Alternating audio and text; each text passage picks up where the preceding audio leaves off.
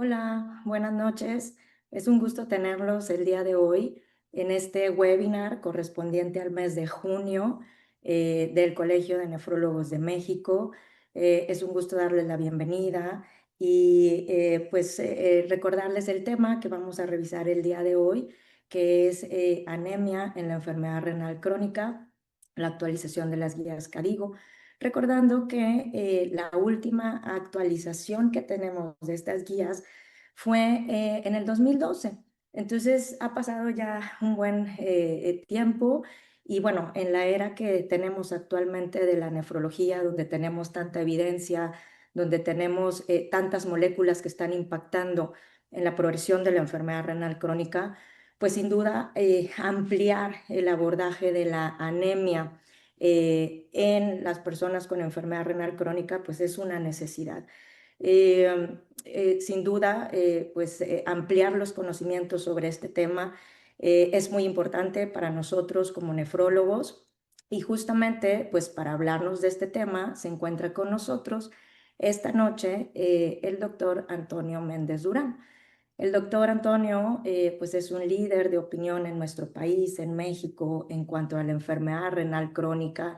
Es nefrólogo, es nuestro editor de la revista del Colegio de Nefrólogos de México, entonces participa muy activamente en el colegio y pues tiene una amplia trayectoria como nefrólogo en el Instituto Mexicano del Seguro Social y múltiples publicaciones sobre precisamente anemia, sobre enfermedad renal crónica y sobre pues políticas públicas en nuestro país. Entonces, pues damos la bienvenida al doctor Méndez Durán y les agradecemos a todos su presencia y que nos sigan acompañando en la siguiente hora para ver la charla con el doctor Méndez Durán. Buenas noches. Adelante, doctor. Agradezco al Colegio de Nefrólogos de México por esta invitación. Vamos a revisar las nuevas guías KDIGO para el manejo de la anemia. Esta charla no tiene ningún conflicto de interés. El contenido de esta conferencia es totalmente académico y no expresa ni apoya opinión alguna de la industria farmacéutica. Soy Antonio Méndez Durán, soy nefrólogo, especialista en diabetes, especialista en hipertensión arterial, investigador nacional asociado B. Y sin más preámbulo, hablaremos un poquito de la anemia como un preámbulo al tema. A manera de antecedentes, diremos que desde las culturas antiguas la sangre ha representado un elemento fundamental. Inclusive las culturas antiguas creían que era el sitio donde radica el alma. La sangre ha representado finalmente un símbolo de vitalidad. De muchas maneras, la historia nos conduce, nos lleva a visualizar este elemento en donde algunos gladiadores consumían la sangre de aquel soldado caído, de aquel héroe caído, pensando en que eso les iba a generar una mayor vitalidad. Hoy ese concepto trasciende hasta nuestros días, pues es común encontrar a cualquier persona con algún grado de palidez, de desgano, e inmediatamente, ¿qué le decimos? Es que estás anémico. En esta imagen que ven ustedes en su extremo superior derecho, es una imagen aquí de la Ciudad de México, en Tlatelolco, las piedras del sacrificio, que eran más que un ejemplo de esto que acabo de mencionar. La anemia es una manifestación muy frecuente, tal vez es la más frecuente que ocurre en el enfermo renal crónico. Derivado de ella se genera un deterioro de la calidad de vida. Se incrementan las complicaciones, reduce la expectativa de vida por sí misma y conduce a realizar transfusiones de sangre. En consecuencia, incrementa costos y riesgos que a veces minimizamos. Sin embargo, las infecciones virales, las infecciones parasitarias y otras que no son comunes en nuestro medio están presentes. ¿Qué decir del fenómeno de aloinmunización en aquellos pacientes que tienen ese potencial de ser trasplantados? Pero aún más, ¿qué decir en los recién nacidos que pueden generar aplasia medular por incompatibilidad de hemoglobina en esa transfusión de sangre de un adulto a esas edades iniciales? Desde hace 160 años hay reportes que hacen referencia a la anemia de la enfermedad renal. Sin embargo, en la práctica clínica en la medicina moderna, en 1953, se identificó el factor estimulante eritropoyético en animales de experimentación, específicamente en conejos. 3 años después, Paul Carnot inyectó la sangre de conejos anémicos a conejos normales, en donde observó que los conejos normales incrementaron la cuenta de glóbulos rojos, y es así como se describe por vez primera un factor humoral estimulante de la eritropoyesis, al cual le llamó hemopoyetina. Un año más tarde, Leon Jacobson, en Chicago, Norteamérica, adoptó este nombre de factor estimulante de eritropoyesis por el de eritropoyetina, y en diversos animales de experimentación replicó una y otra vez este fenómeno.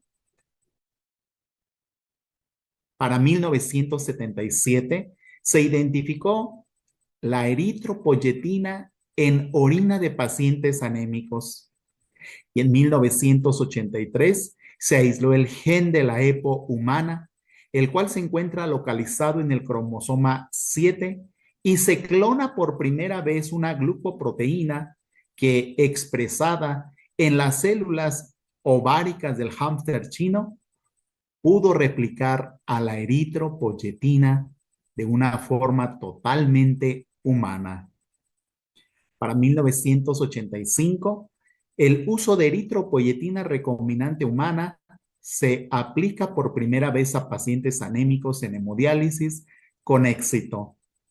Y es así como la revista Science en Europa describió este eslogan: el logro más importante en los últimos 40 años ha sido el descubrimiento de la eritropoyetina.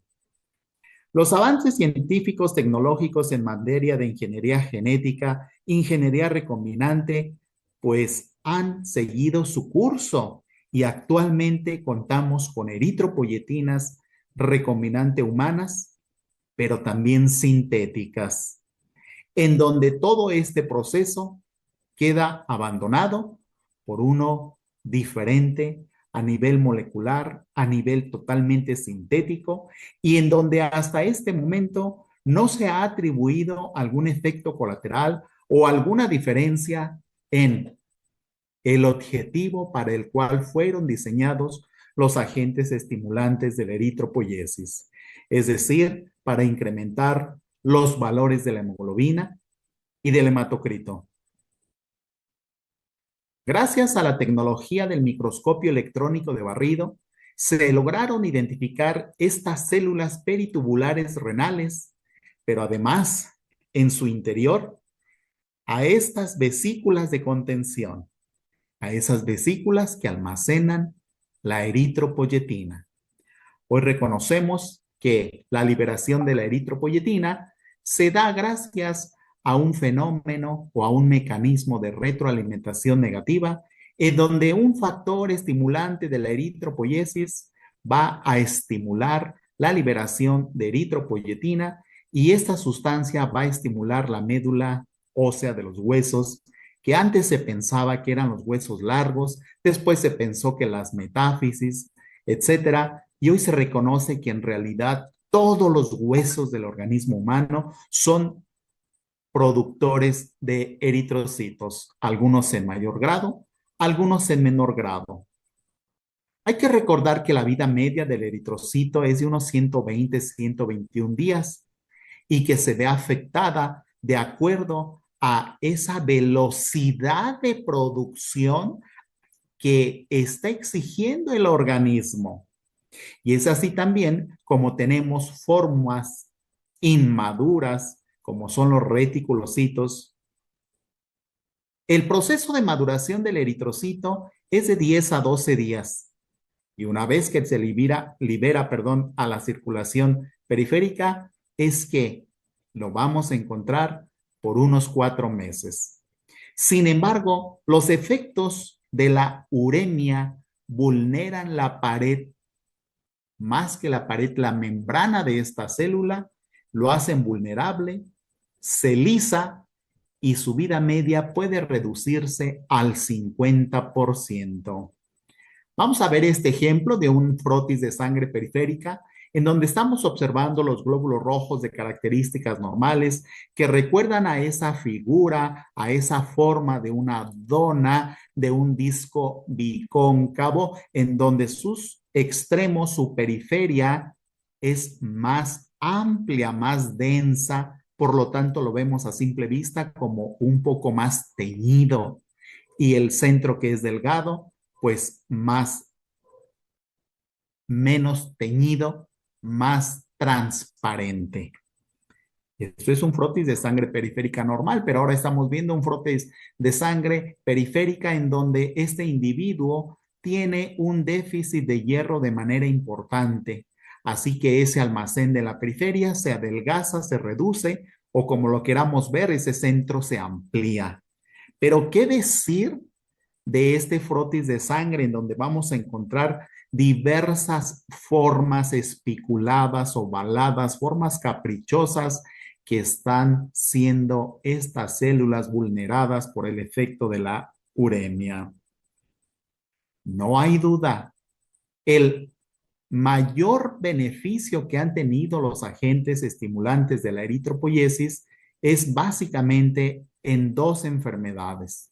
En la enfermedad renal crónica, en donde existe un déficit de producción de esta sustancia eritropoyética, y en el cáncer y en los trastornos mieloproliferativos por pérdidas sanguíneas. Vamos a recordar el estudio Choir que se publica en el año 2006, un estudio realizado con eritropoyetina alfa que trataba de demostrar básicamente dos cualidades. Uno, la eficacia. Y la eficacia fue demostrada, pues se encontró una relación dosis-respuesta. A mayor dosis, mayor respuesta, y podíamos llevar a esos pacientes hasta 13.5 gramos de hemoglobina. Sin embargo, lo que demostró el estudio Schoer es un incremento de los enlaces cardiovasculares. Un estudio realizado por vez primera con una gran cantidad de pacientes incluidos y que nos deja una gran enseñanza. La eritropoyetina alfa fue eficaz y fue segura, pero cuidado con sobrepasar determinadas cifras. En ese mismo año, en esta competencia de moléculas, se publica el estudio CREATIVE, un estudio realizado ahora con eritropoyetina beta. También demostró su eficacia al incrementar los valores de hemoglobina. Este estudio separa a dos grupos de pacientes, aquellos que reciben una dosis baja, unos que reciben una dosis alta, y por lo tanto estamos viendo dos grupos de pacientes. Se encontró en el estudio CREATIVE que aquellos que tenían los valores mayores de hemoglobina tenían mayores desenlaces cardiovasculares y trombosis del acceso vascular, etcétera. Nuevamente, una gran enseñanza del estudio CREATIVE, en donde también la eritropoyetina beta fue segura, fue eficaz para incrementar los valores de hemoglobina y hematocrito. Sin embargo, esos valores demasiado altos tienen consecuencias. Y como dije hace un momento, la ciencia, la tecnología sigue avanzando. Gracias al mejor conocimiento de la molécula pionera eritropoyetina alfa, se han realizado diferentes modificaciones a esta molécula inicialmente constituida por 165 aminoácidos. Hoy se ha agregado un grupo siálico, dos grupos siálicos, tres grupos siálicos para generar un mayor peso molecular. En donde se ha pensado, se ha creído que el gran peso molecular pudiera extender la vida media de esta molécula y tener otros beneficios. Y así tenemos entonces actualmente eritropoyetina alfa, eritropoyetina beta, eritropoyetina omega, teta, zeta y darbepoyetina. Finalmente, la de mayor vida, que es delta. Pero hoy nos enfrentamos a nuevas moléculas no eritropoyéticas que tienen el mismo beneficio de incrementar la hemoglobina y el hematocrito. Aquellas moléculas que bloquean el factor inductor de hipoxia tisular. Y les muestro estas dos moléculas totalmente comercializadas, algunas en Europa, otras en el Oriente y una más en Norteamérica. Me refiero a roxadustat y a vadadustat. La competencia entre diferentes moléculas eritropoyéticas se ha mantenido durante los últimos 25 años. Estamos viendo aquí la eficacia y seguridad de la darbepoyetina en diferentes dosis y todas nos conducen a un incremento de la hemoglobina y el hematocrito. Estamos viendo un estudio que está comparando darbepoyetina versus eritropoyetina delta. Vean ustedes en este seguimiento de 7 meses, prácticamente se comportan de la misma manera. No dejar pasar por alto que el objetivo de las moléculas es incrementar la hemoglobina y es lo que buscamos en nuestros pacientes. O este estudio que incluye 500 pacientes que se aleatorizan para recibir eritropoyetina delta versus eritropoyetina alfa y parece que no hay ni una sola diferencia en estos términos. ¿Cuál decide usar usted? ¿Cuál emplea en sus pacientes? Una respuesta muy difícil de adoptar. También se ha comparado el efecto de una eritropoyetina innovadora versus una biosimilar. Y vean ustedes que realmente no hubo diferencias en este estudio comparando a estas dos moléculas.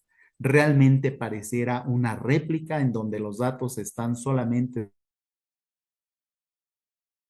sobrepuestos en este. Más recientemente, ya existe un estudio que está comparando una eritropoyetina pionera alfa versus el primer inhibidor del factor inductor de hipoxia tisular, en donde esta última molécula no fue inferior al uso de la eritropoyetina. Finalmente, con todo este arsenal terapéutico, dice la base de datos Cochrane publicada en el año 2014 y ampliada en el año 2023, todos los agentes estimulantes de la eritropoyesis empleados en la anemia de la enfermedad renal crónica son iguales. Y vean ustedes cuál es la respuesta de este metaanálisis que incluye a más de 5,000 pacientes. No se encontraron diferencias significativas en las variables de estudio, en el intervalo del suministro y en las dosis, sean altas o sean bajas. La selección de la eritropoyetina debería ser atendida al tipo de la molécula, a su disponibilidad y al costo. Esta diapositiva realmente nos está dando la respuesta a la pregunta que acabo de hacer. ¿Cuál está usando usted? Tal vez los que trabajamos para instituciones públicas, pues trabajamos con un insumo que nos da esa institución y que puede ser cualquiera de ellas. Tal vez esta selección, esta disponibilidad cambia en un medio privado, pero también hay que tener en cuenta esos costos, sobre todo cuando es el costo de bolsillo.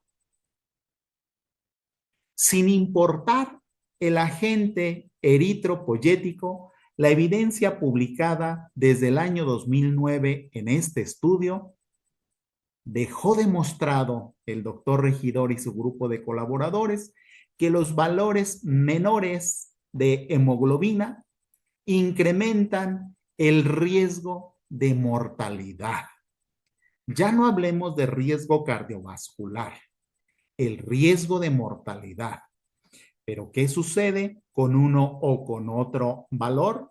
Sean menores o sean mayores, vamos a incrementar la mortalidad. Y ahora, en el transcurso de estos años, de estas 3 décadas del advenimiento de la eritropoyetina, algunas investigaciones han postulado cierta seguridad con valores menores de hemoglobina, ciertas mejorías que repercuten en calidad de vida e inclusive en la supervivencia.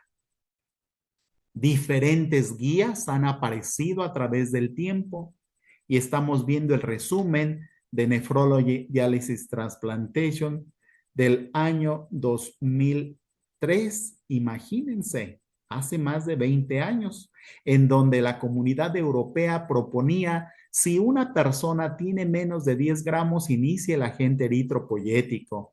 Con más de 10 gramos, piense en usar hierro. Con 11 gramos, valores suspender el agente eritropoyético y no hay duda que 13 y más deberá ser suspendido. Hace muchos años, también las guías de la Sociedad Latinoamericana de Nefrología e Hipertensión propusieron una meta de 10 a 12 gramos, me parece un margen muy amplio, y definitivamente no sobrepasar 13 gramos. Pero también existe la Sociedad Española de Geriatría y Gerontología, que nos habla que en individuos mayores de 70 años no rebasar 11 gramos. Con todo este arsenal de evidencia, ¿cuál vamos a tomar? ¿Cuál será nuestro referente? Vean las guías NICE del año 2017, proponían ya valores de 10 a 11.5. En el 2017, prácticamente hace 10 años, ya se había propuesto ese valor de hasta 11.5. De manera general, hay que recordar que los agentes eritropoyéticos están indicados cuando desciende un hematocrito de 33%, una hemoglobina de 11 gramos y en quienes otras causas de anemia hayan sido excluidas. Se indica en todos los grados del daño renal, en todas las modalidades de terapias sustitutivas y en pacientes posttransplantados que presenten anemia.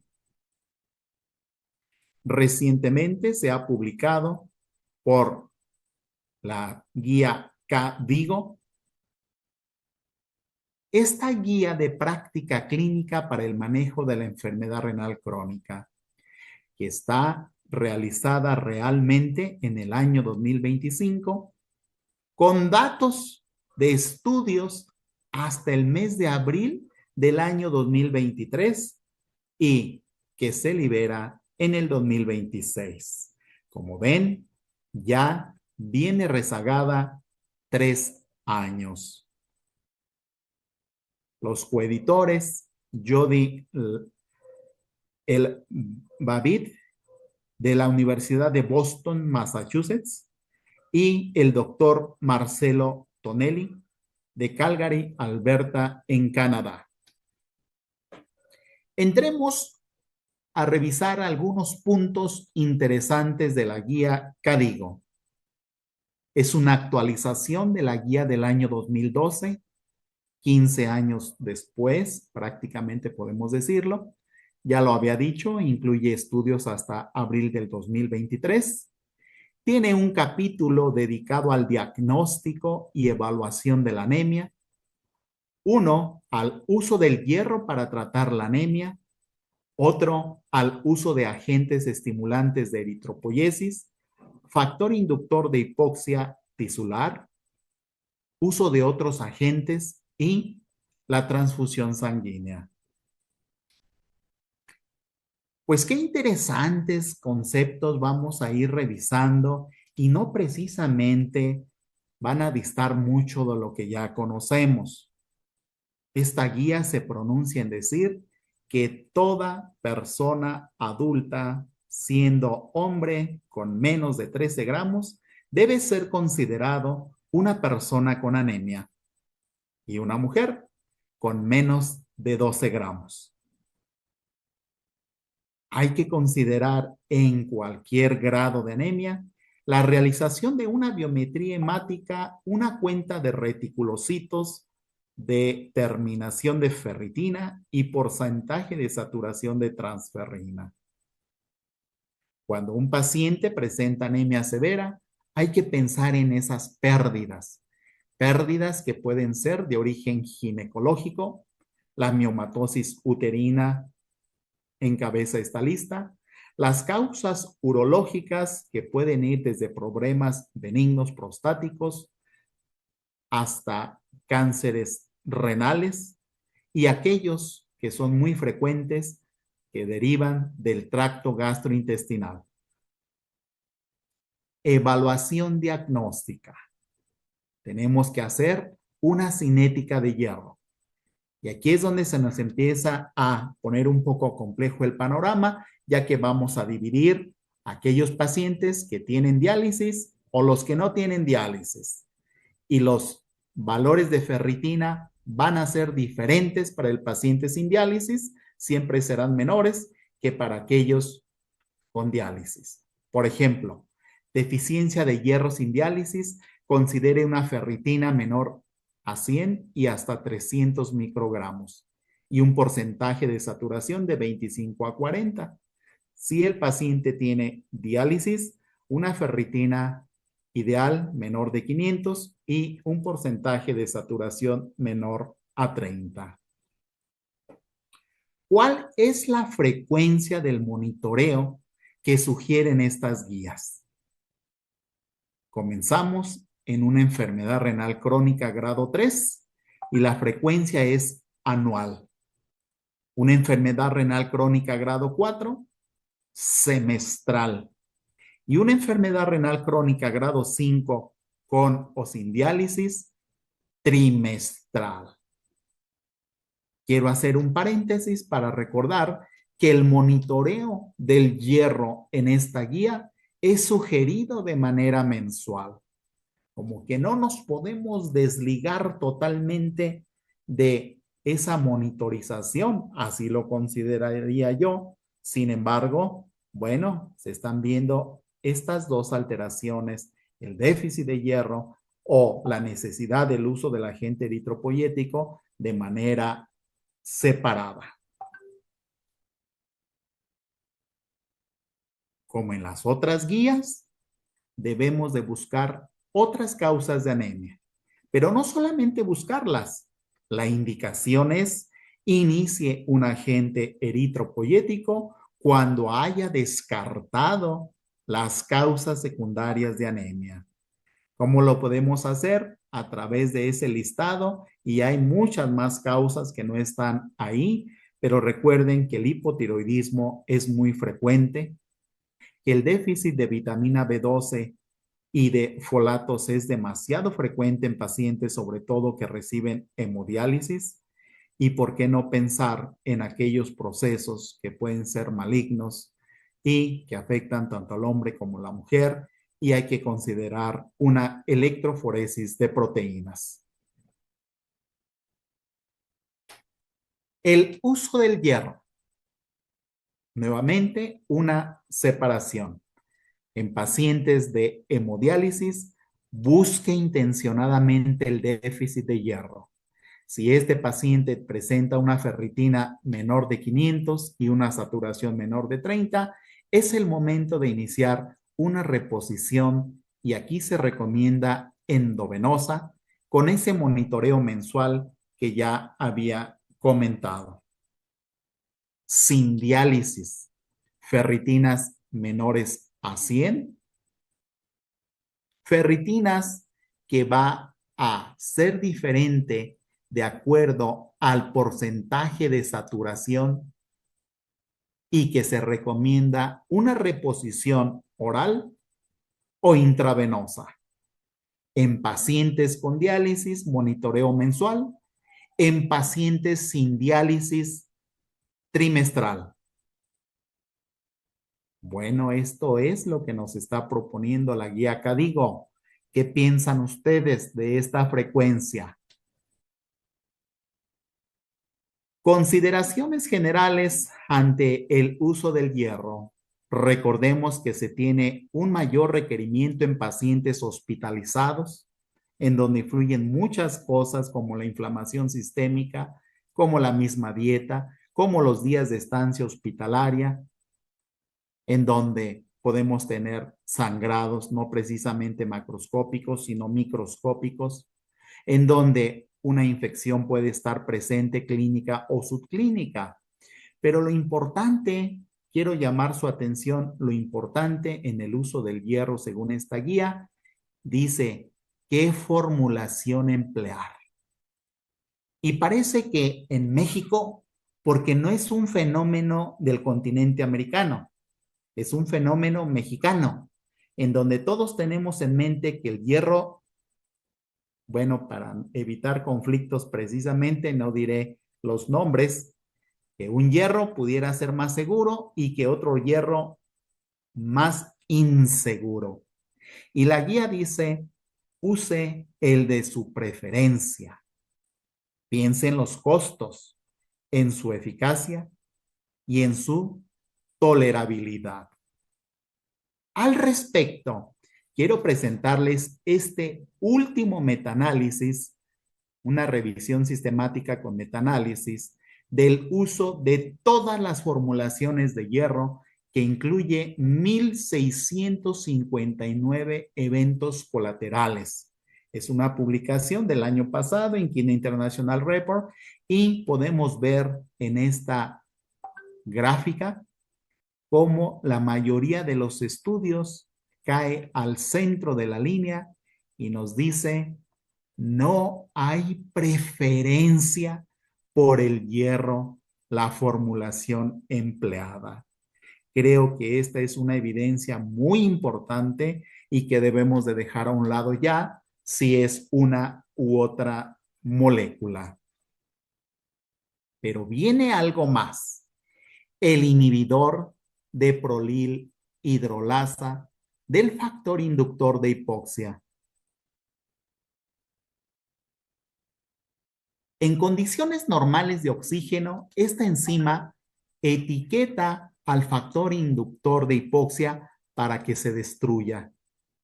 De manera que si la bloqueamos va a persistir su efecto. Se estabiliza el factor y desencadena 3 respuestas.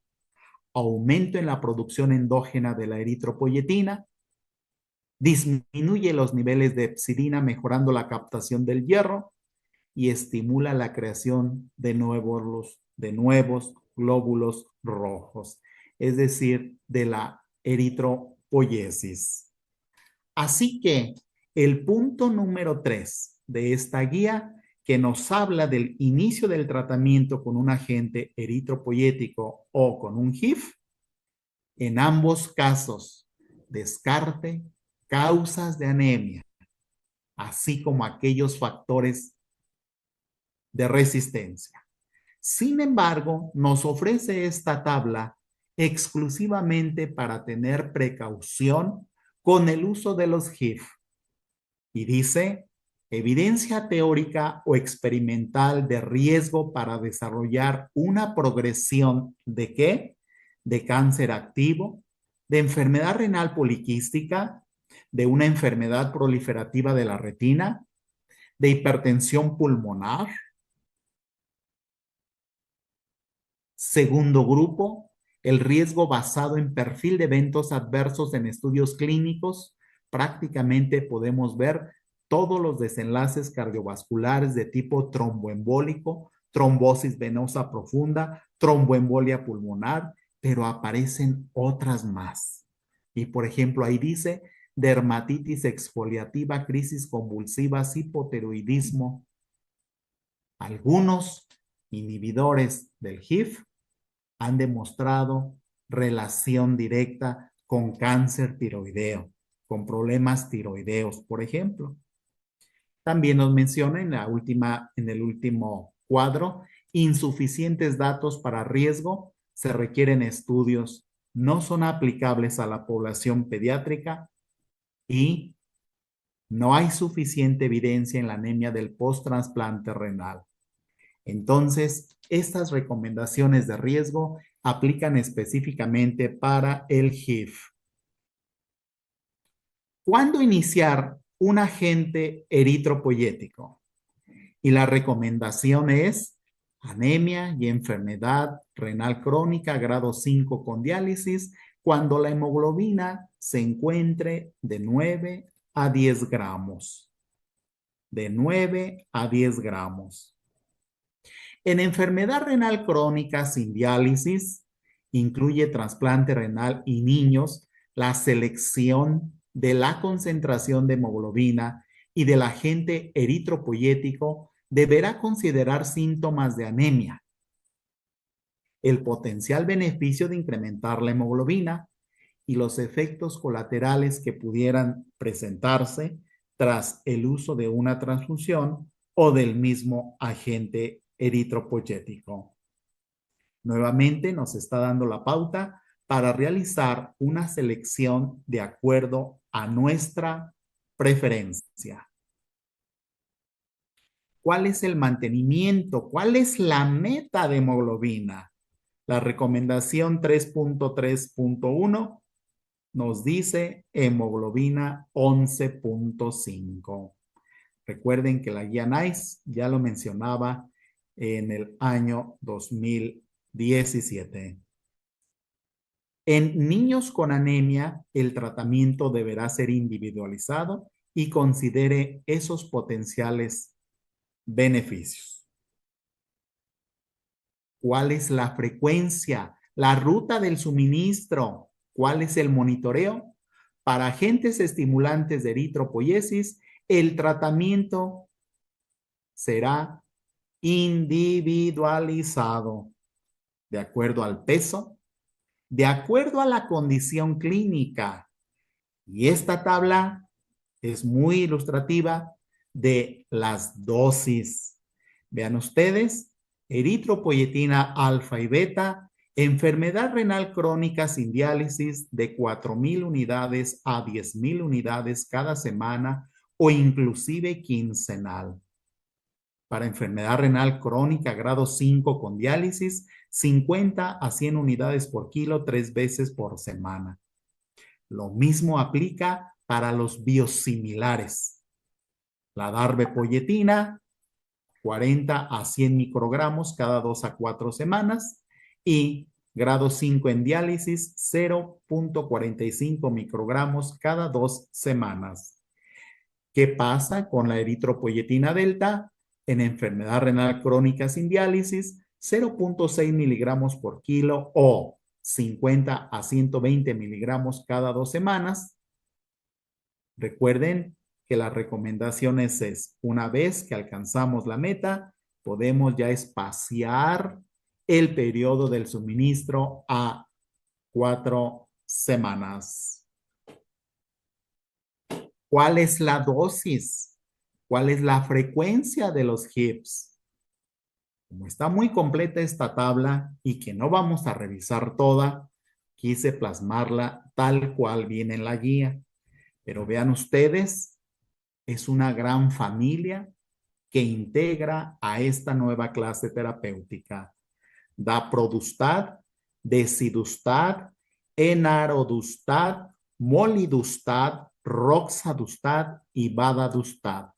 Cada uno con particularidades, algunos para usarse de manera diaria, otros cada tercer día, como lo están ustedes observando aquí.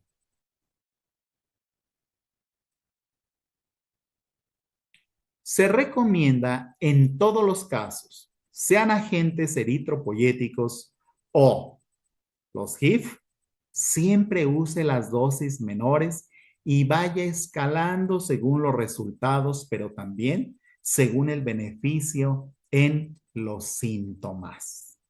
Vamos a hablar específicamente del monitoreo ahora de los HIV. Y vean ustedes, se recomienda un monitoreo cada 2 a 4 semanas. Después de este tiempo, mensual. Específicamente para la molécula roxadustat, monitorear el perfil tiroideo a las 4 semanas de haber iniciado.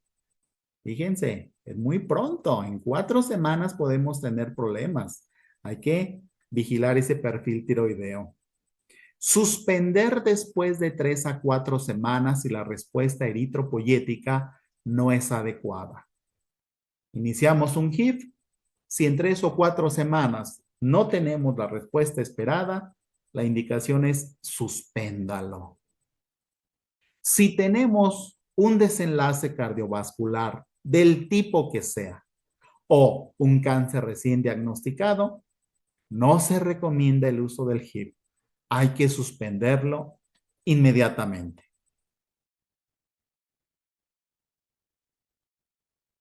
¿Qué pasa con la hiporrespuesta al agente eritropoyético? Se conoce, está descrito, que hasta un 5 o 6% de los pacientes renales no van a responder a un agente eritropoyético. Pero también está descrito que si le cambiamos la molécula, pudiera este porcentaje reducirse. Finalmente, hay un grupo muy pequeño de pacientes que no responde al agente eritropoyético y ese es el blanco para usar un HIV. Sin embargo, no está recomendado usar la suma de un agente eritropoyético más un inhibidor de hipoxia. Cuando hablamos de una respuesta inadecuada con algún agente eritropoyético, cuando alcanzamos por la vía endovenosa 450 unidades por kilo por semana y cuando usamos hasta 300 unidades por kilo por semana en una vía subcutánea. Si usted usa darbepoyetina, cuando usa más de 1.5 miligramos por kilo por semana, estaríamos ante una respuesta inadecuada al estar empleando las dosis máxima. Bueno, también se han descrito por valores, por total de unidades, y vemos aquí en hemodiálisis hasta 9,000 unidades a la semana o 60 miligramos de darbepoyetina. En diálisis peritoneal 6,000 unidades subcutáneas a la semana o 60 miligramos de darbepoyetina semanal. Y en pacientes con enfermedad renal crónica sin diálisis, 6,000 unidades subcutáneas a la semana. Es decir, hay diferentes formas de valorarlo. Recuerden, la medicina ahí está escrita, las guías ahí están escritas, pero nos encontramos en la práctica clínica pacientes que reciben 10,000, 20,000, 30,000 unidades cada semana o otros valores. Cuando uno ve esto, decimos, ¿qué está pasando? Y lo que está pasando es muy probablemente que no estamos tratando ese factor de resistencia, esa hiperfosfatemia, ese hiperparatiroidismo, no hemos corregido el déficit de hierro, la subdiálisis, entre otras causas. ¿Qué pasa con la transfusión sanguínea? Dice el primer punto de práctica, utilice la transfusión de glóbulos rojos como una estrategia del tratamiento integral. Siempre sopese los riesgos y beneficios. En candidatos a trasplantes de órganos, evite en lo posible la transfusión. Disminuye el riesgo de alosensibilización. Recuerde que los beneficios de las transfusiones pueden superar riesgos en personas en quienes no ha funcionado un agente eritropoyético. Ahora se va a sumar en quienes no funciona tampoco un factor inhibidor de hipoxia o en aquellos casos muy especiales como pudieran ser los cánceres, los problemas hemato-oncológicos, que de por sí van a tener una respuesta disminuida. A propósito, vean ustedes en estas gráficas, en la parte de las X dice 0 significa número de transfusiones, 5 transfusiones, 10, 15, 20 transfusiones y vemos cómo aparece un mayor porcentaje de personas sensibilizadas. Bueno, está por demás decirlo, ¿verdad? Un punto práctico, el 4.4, dice, base la decisión de transfundir según los síntomas causados por la anemia, en lugar de un umbral de hemoglobina arbitrario. La guía no menciona un valor de hemoglobina, que hemos escuchado decir a algunas personas, algunos investigadores, con determinado valor hay que transfundir, con otros con otro valor, y así. Esta guía actualizada no menciona ningún valor. Determine de acuerdo a los síntomas causados por la anemia. Finalmente, no evite una transfusión. Se puede requerir una corrección rápida para estabilizar una condición del paciente, sobre todo en aquellas condiciones agudas, una hemorragia, una enfermedad coronaria inestable, cuando se requiere una corrección en un preoperatorio, en un posoperatorio inmediato. Por supuesto que habrá que usar una transfusión sanguínea.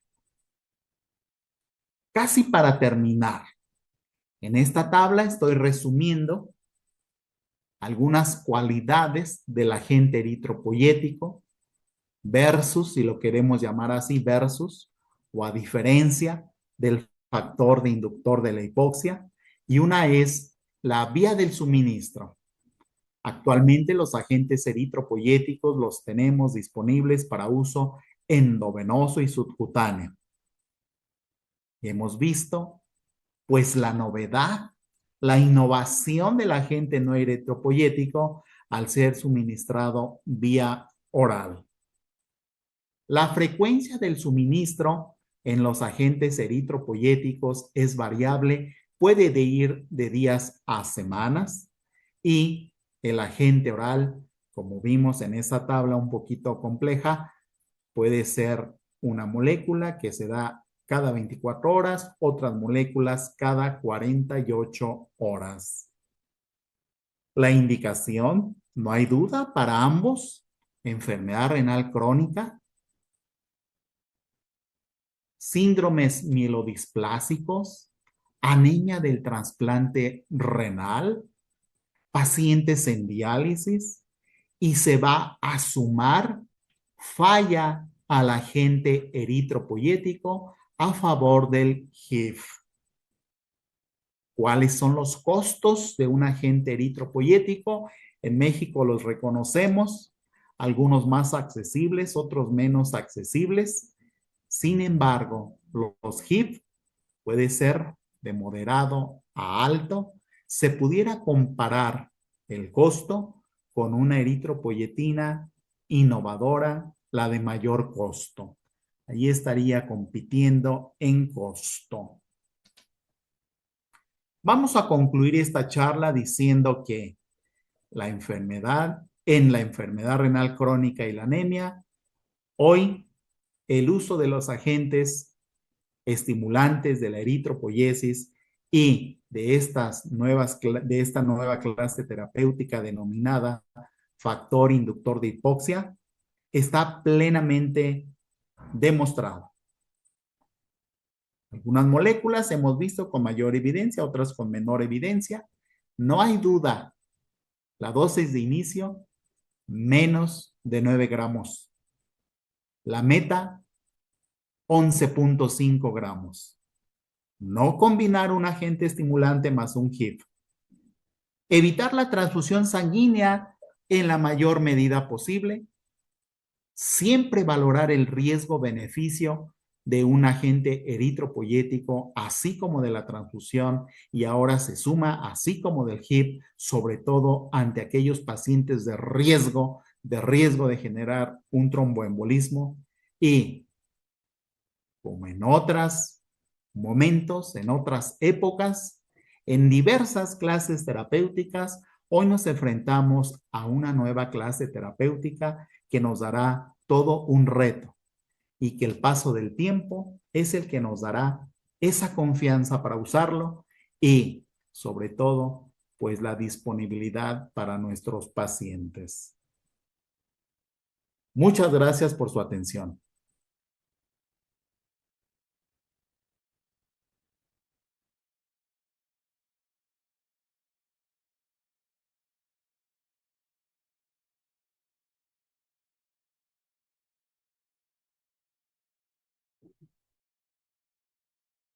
Muchas gracias al doctor Méndez Durán eh, por esta charla sobre la actualización de las guías CADIGO sobre anemia. Como ya lo puso en sus conclusiones, creo que hay varios puntos muy importantes a resaltar, como es el ampliar la perspectiva que tenemos como nefrólogos a otros diagnósticos, ir más allá de solo hemoglobina, solo perfil de hierro, considerar antes de estar aumentando y aumentando o iniciando el uso de agentes estimuladores, pensar en repletar adecuadamente los niveles de hierro de nuestro paciente y también ampliar nuestra pensamiento hacia otras causas posibles de anemia. No nada más la enfermedad renal crónica, no nada más el hierro.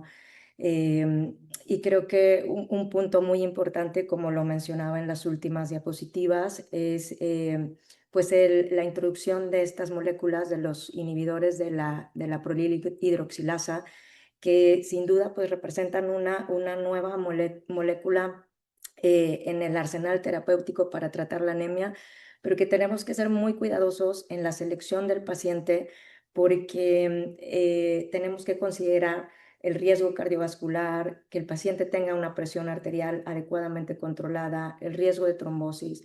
Entonces creo que esos son puntos muy importantes a remarcar, además de la charla que ya nos ha dado el doctor Méndez Durán. Las preguntas que tengan específicamente para el doctor las recibirá en el correo electrónico. Recordarles que pueden tener acceso tanto a esta sesión como a las sesiones previas, a los webinars previos del Colegio de Nefrólogos de México en la página del propio colegio. Ahí hay un repositorio de las charlas. También, ya para cerrar esta sesión, darles algunos avisos sobre el siguiente webinar del mes de julio, que será sobre inteligencia artificial aplicada a la nefrología con el doctor Chagoya. También invitarlos al Congreso del Colegio de Nefrólogos de México a llevarse a cabo en la ciudad de León, Guanajuato, en el mes de septiembre. Y justo para nuestro congreso, pues ya se encuentra la convocatoria de trabajos de investigación para que se animen a mandar sus trabajos. Recordarles que pues habrá sorpresas académicas para aquellos mejores trabajos de investigación que sean recibidos. Entonces, pues motívense y anímense a poder enviar los trabajos que estén realizando en sus centros. Y bueno, agradecerles a todos su presencia, su compañía esta noche, desearles pues buena semana y recordarles que los esperamos para nuestro siguiente webinar en el mes de julio. Muchas gracias y buenas noches a todos. Hasta luego.